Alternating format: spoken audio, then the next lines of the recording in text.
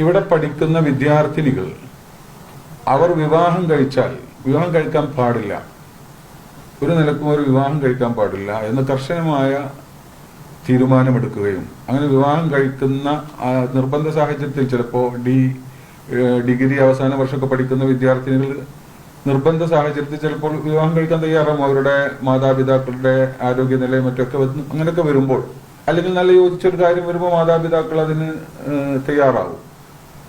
ആ സമയത്ത് അതിനെ പൂർണ്ണമായി അവരെ അതിൽ നിന്ന് പിന്തിരിപ്പിക്കാൻ ശ്രമിക്കുകയും ചിലപ്പോൾ അതിനെ ബഹിഷ്കരിക്കുകയും എന്നല്ല, അങ്ങനെ വിവാഹം കഴിച്ച പെൺകുട്ടികളെ തുടർന്ന് പഠിക്കാൻ അവർക്ക് അവസരം നിഷേധിക്കുകയും ചെയ്തു. ബഹുമാനപ്പെട്ട മാഷ് പറഞ്ഞതുപോലെ CAC വിഷയവുമായി ബന്ധപ്പെട്ട് ഇപ്പോൾ ഉണ്ടായിട്ടുള്ള ചില വിവാദങ്ങൾ, അതുമായി ബന്ധപ്പെട്ടുള്ള കാര്യങ്ങൾ വിശദീകരിക്കാൻ വേണ്ടി സമസ്തയുടെ നേതാക്കളുടെ നിർദ്ദേശപ്രകാരമാണ് ഈ പത്രസമ്മേളനം വിളിച്ചുകൂട്ടിയിട്ടുള്ളത്. അതുമായി ബന്ധപ്പെട്ട കാര്യങ്ങൾ പറയാനാണ് ഞങ്ങളെ ചുമതലപ്പെടുത്തിയിട്ടുമുള്ളത്. CAC എന്ന് പറയുന്നത് ഒരു വിദ്യാഭ്യാസ ഏജൻസിയാണെന്ന് നമുക്കറിയാം. ബഹുമാനപ്പെട്ട സമസ്ത കേരള ജമിയത്തുൽ ഉലമ അതിന്റെ മലപ്പുറം ജില്ലാ ഘടകത്തിന്റെ കീഴിൽ 1986 സ്ഥാപിതമായ വളാഞ്ചേരി മർക്കസ്, ഇവിടെ ഒരുപാട് സ്ഥാപനങ്ങളുണ്ട്. അതിലെ ഒരു സ്ഥാപനമാണ് ഈ അറബിക് കോളേജ്. അവിടെ അധ്യാപകനായി നിയമിതനായ ഒരു ഉസ്താദായിരുന്നു ആദർശേരി അബ്ദുൽ ഹക്കീം ഫിൽസി. അദ്ദേഹത്തിന്റെ നേതൃത്വത്തിൽ അവിടെ വിദ്യാഭ്യാസ പ്രവർത്തനങ്ങൾ കൂടുതൽ സജീവമായി നടന്നു. കൂട്ടത്തിൽ അദ്ദേഹത്തിനൊപ്പം സമസ്ത കേന്ദ്ര മുഷാവറ മെമ്പറായിരുന്ന PP മുഹമ്മദ് ഫൈസി, അദ്ദേഹം മലപ്പുറം ജില്ലാ സമസ്തയുടെ സെക്രട്ടറി കൂടിയായിരുന്നു. അദ്ദേഹവും സമസ്ത മുഷാവറ മെമ്പറായിരുന്ന ഇബ്രാഹിം പുത്തൂർ ഫൈസി, ഇവർ 3 പേരും ചേർന്നുകൊണ്ട് ഈ വിദ്യാഭ്യാസ പ്രവർത്തനത്തെ കൂടുതൽ ചടുലമാക്കുകയും സജീവമാക്കുകയും ചെയ്തു. സമസ്തയുടെ കീഴിലുള്ള ഒരു സംവിധാനം എന്ന നിലയിൽ സമസ്തയെ അംഗീകരിക്കുന്ന ഒരുപാട് സ്ഥാപനങ്ങൾ ഇതിലേക്ക് ആകർഷിച്ചു. അതിൽ പ്രധാന പങ്ക് വഹിച്ച ആളാണ് മുഹമ്മദ് ഫൈസി, PP മുഹമ്മദ് ഫൈസി എന്ന് പറയുന്ന ആൾ. അദ്ദേഹം മരണപ്പെട്ടു പോയി. അങ്ങനെ അവരുടെയൊക്കെ ശ്രമഫലമായി പല സ്ഥാപനങ്ങളും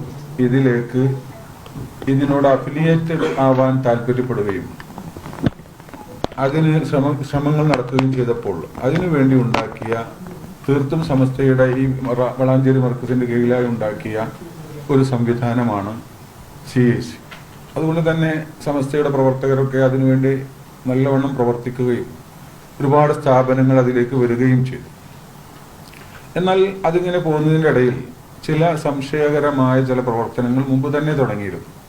അതിൻ്റെ ആദ്യ ബിരുദദാന സമ്മേളനം നടക്കുന്നു.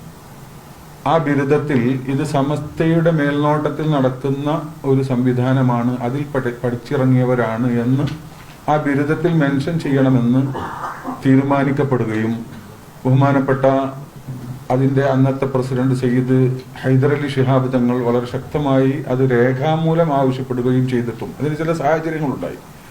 ചെയ്തിട്ട് പോലും അദ്ദേഹം അതിന് വിസമ്മതിച്ചു. വളരെ ഗൗരവത്തിൽ ബഹുമാനപ്പെട്ട ഹൈദരലി ശിഹാബ് തങ്ങൾ അതിന് താക്കീത് ചെയ്യുന്ന ലെറ്റർ വരെ അയക്കേണ്ടി വന്നു. പിന്നീട് അങ്ങനെ അന്നു മുതൽ തന്നെ സംശയത്തിന് ഇട നൽകുന്ന ചില പ്രവർത്തനങ്ങൾ കണ്ടു തുടങ്ങി. അതിനുശേഷം പിന്നീട് ഇതിന്റെ പ്രവർത്തനങ്ങളെ സ്വതന്ത്രമാക്കാനുള്ള ഒരു ശൈലിയിൽ ഭരണഘടനയിലുള്ള ചില ക്ലോസുകളൊക്കെ മാറ്റം വരുത്തുകയും ആ തരത്തിലുള്ള ചില പ്രവർത്തനങ്ങളുമായി മുന്നോട്ട് പോവുകയും ചെയ്തു.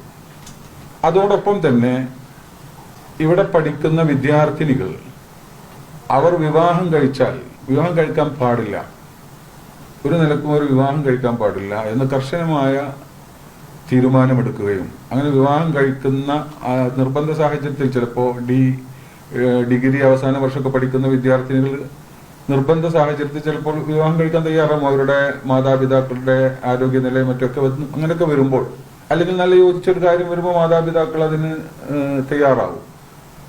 ആ സമയത്ത് അതിനെ പൂർണ്ണമായി അവരെ അതിൽ നിന്ന് പിന്തിരിപ്പിക്കാൻ ശ്രമിക്കുകയും ചിലപ്പോൾ അതിനെ ബഹിഷ്കരിക്കുകയും എന്നല്ല, അങ്ങനെ വിവാഹം കഴിച്ച പെൺകുട്ടികളെ തുടർന്ന് പഠിക്കാൻ അവർക്ക് അവസരം നിഷേധിക്കുകയും ചെയ്തു. ഇങ്ങനെ ഏതാനും അതുമായി ബന്ധപ്പെട്ട ചില നിവേദനങ്ങൾ, ചില കംപ്ലൈന്റുകൾ ബഹുമാനപ്പെട്ട സമസ്ത കേരള ജമിയത്തുൽ ഉലമയുടെ മുഷാവറയിലേക്ക് വരുന്നു.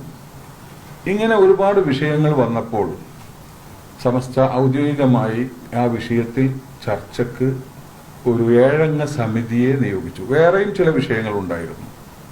അതുമായി ബന്ധപ്പെട്ട് ചർച്ച ചെയ്യുവാനും അദ്ദേഹവുമായി ആ കാര്യങ്ങൾ സംസാരിക്കാനും ഉന്നത നേതാക്കൾ ഉൾക്കൊള്ളുന്ന ഒരു സമിതിയെ നിയോഗിക്കുകയാണ്. അവർ പലവട്ടം ഇദ്ദേഹവുമായി സംസാരിക്കുന്നു, അദ്ദേഹത്തിന്റെ കൂടെ പലരും ഉണ്ടാവും, അങ്ങനെ സംസാരിക്കുന്നു.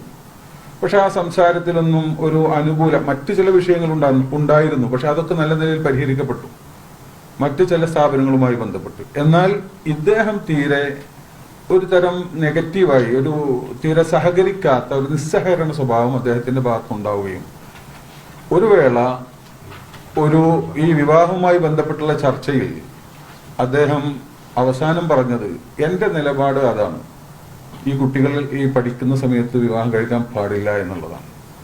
അത് എനിക്ക് തെളിയിക്കാൻ കഴിയും. അതിന് വേണമെങ്കിൽ നിങ്ങളുമായി ഒരു വാദപ്രതിവാദത്തിന് തയ്യാറാണ്. സമസ്തയുടെ നേതാക്കളോടാണ് ഈ പറയുന്നത്. ഇത് ഇങ്ങനൊന്നും ചെയ്യേണ്ടുന്നൊരു വിഷയമല്ലല്ലോ.